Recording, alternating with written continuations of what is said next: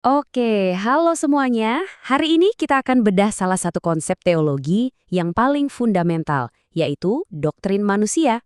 Anggap saja ini seperti kita melihat sebuah kisah besar tentang siapa kita menurut desain awal, kenapa ada sesuatu yang terasa retak atau salah, dan gimana jalan pemulihannya. Nah, kita mulai dari pertanyaan intinya ya kan? Apa sih artinya jadi manusia? Ini pertanyaan yang udah dipikirin orang dari zaman dulu sampai sekarang.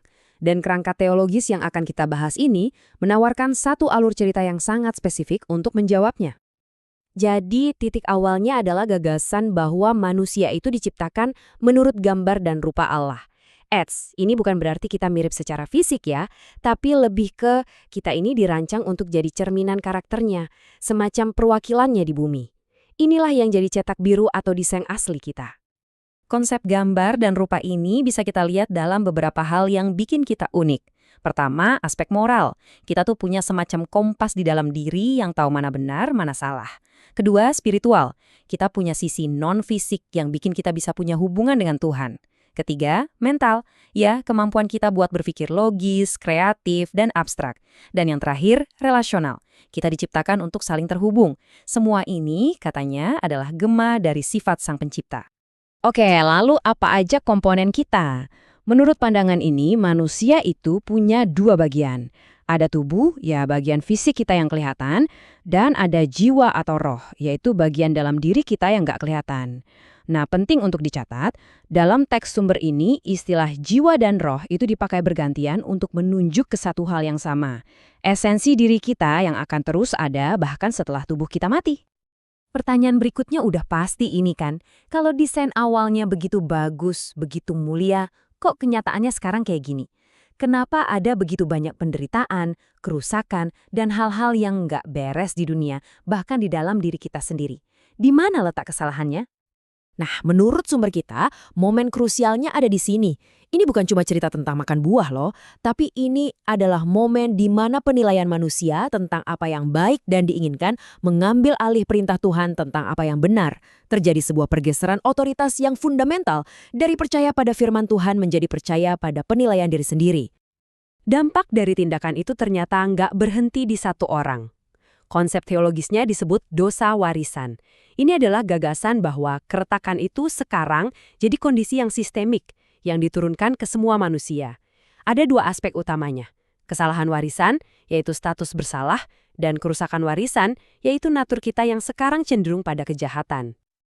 Ayat ini menjelaskan lebih dalam lagi soal konsep kesalahan warisan itu.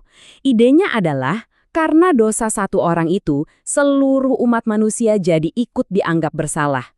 Jadi, dalam kerangka berpikir ini, kita tuh nggak lahir dengan lembaran kosong. Kita semua mewarisi kondisi yang sudah rusak dan status bersalah sejak awal. Oke, setelah membahas masalahnya, sekarang kita masuk ke bagian solusinya. Solusi ini dijelaskan lewat konsep perjanjian. Awalnya ada yang namanya perjanjian kerja.